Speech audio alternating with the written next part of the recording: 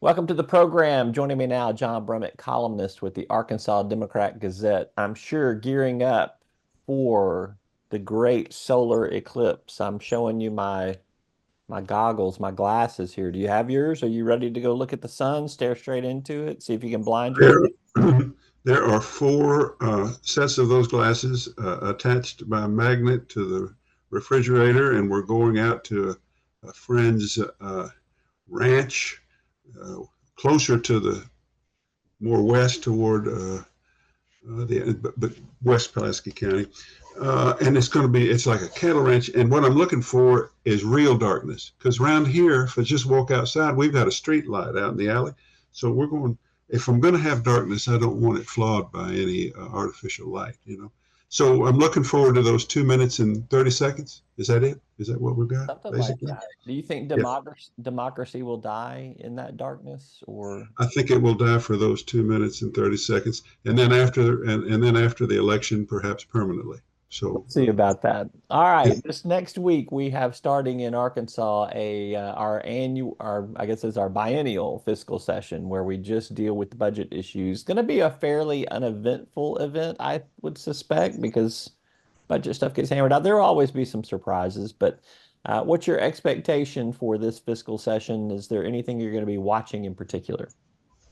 Uh, uh, well, my expectation is that it'll be business as usual. We used to do these budgets up till about 8 years ago or 10 years ago. We did these budgets on a biennial basis. We did 2 years worth of budgets, and we just slid from one fiscal year to the other based on appropriation levels that were made in the previous year.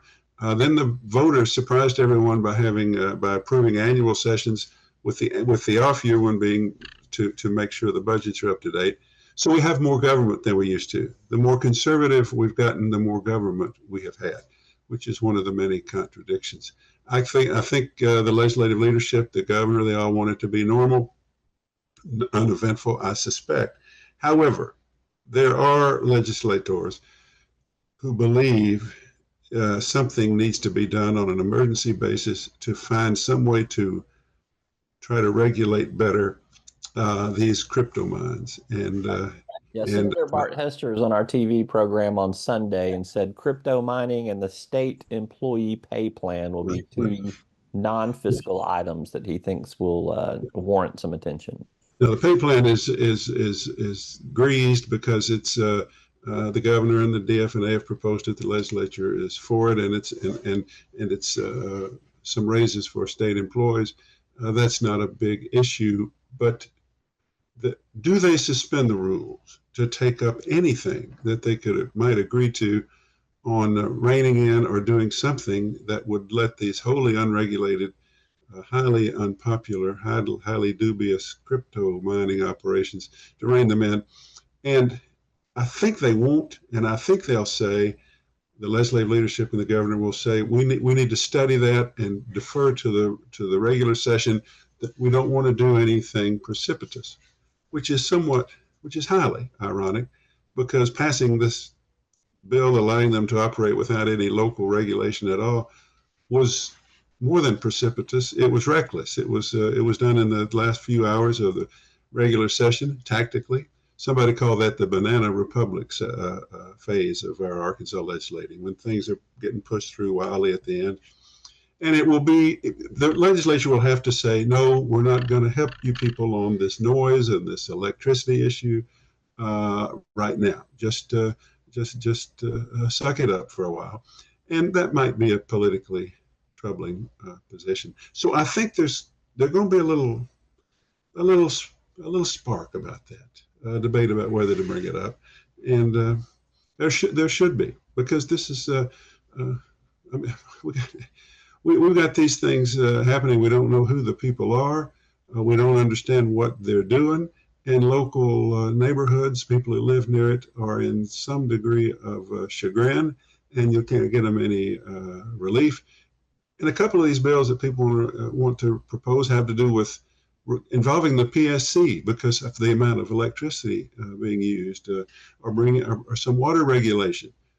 And those would seem to be suitable, but it's difficult. It is truly difficult to bring it to just suspend the rules and take them up on an emergency basis without the requisite study. And that's how we got the law in the first place. Anyway, that'll be interesting to see just how that effort plays, because some people are going to go for it.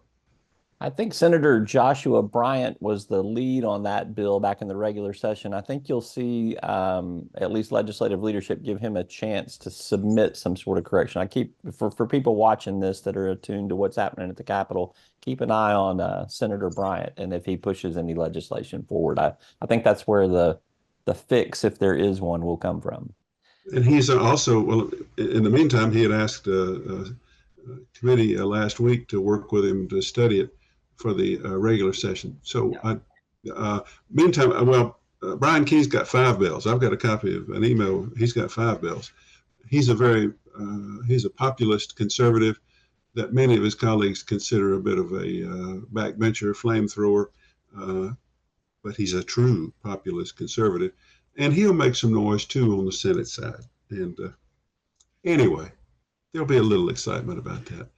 All right. Since you and I last sat down, we have seen it has been publicly revealed, honestly, through some of the reporting in the Democrat Gazette there, that the governor is behind a couple of groups or a group that is going to oppose medical marijuana, is going to oppose this education reform amendment that is out there.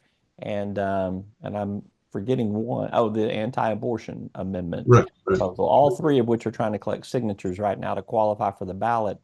What does this say about the governor's politics, and what does this say about the coalitions, which are pretty diverse and don't have a ton of overlap? They're going to be, I guess, in store for a battle with the governor on this, financially as well as politically.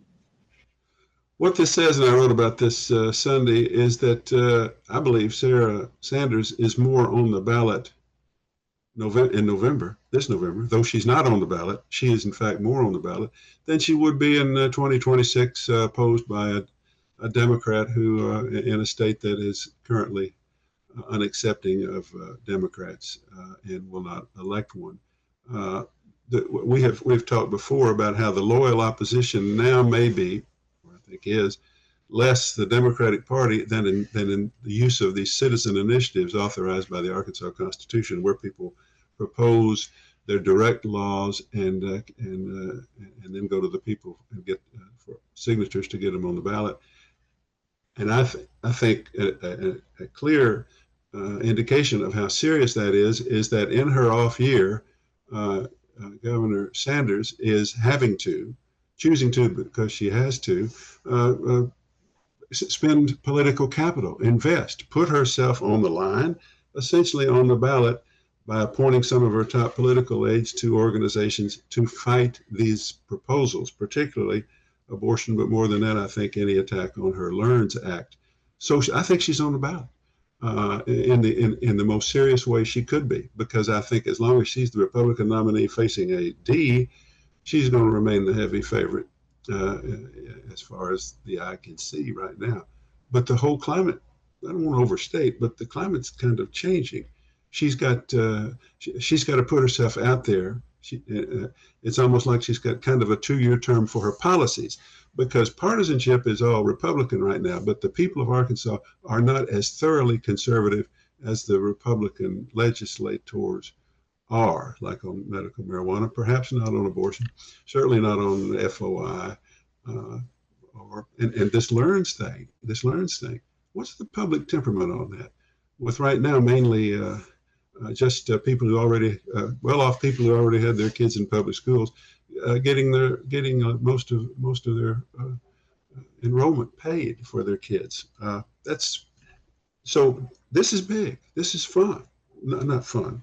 It's important, and it's going to be, I think, the political story of the ballot if they actually get to the ballot. The legislature has made it more restrictive, arduous to get the signatures. I'm not sure any of them will get on the ballot, but she's gearing up because she knows she needs to.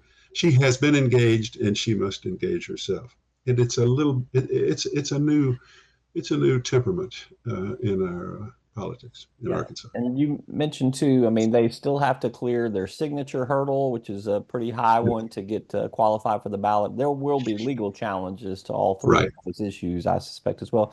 Notably absent, though, in the formation of these groups to oppose these ballot initiatives, the governor does not seem to be putting her clout into an effort to undermine the FOI amendment and initiated acts. Maybe that comes later. I don't know. Or maybe it comes through some other particular group. But I thought that that was an interesting absence of disclosure. Well, it seems to me, and I could be wrong, that she is reasonably intelligent and understands politics, and I think she's taken her lumps on that, and that she's going to live with it. But maybe, she would like to restrict the hassling of herself and state agencies by some of these very active people in the press or in the blogging community. I know she wants to do that. I just think she's made a tactical decision. I got burned on that one, learned that lesson. Let's go do these other things. We'll see. We'll see. All right, John Brummett, he's never looking at the world through rose-colored glasses, but maybe through eclipse protective glasses. Yes? Uh, You don't I even don't know. really, I don't even understand Thank what you. you're asking me, Roland. Yeah. Thanks for your insight, John, and good luck with your eclipse watching. We'll And catch you, and you, we and will catch hope up next. everybody. I hope there's a lot of commerce brought to the state, but there's no traffic problem. Those are the two things. Fill up your gas tank today. How about that? All right. All right. Take care. Take care.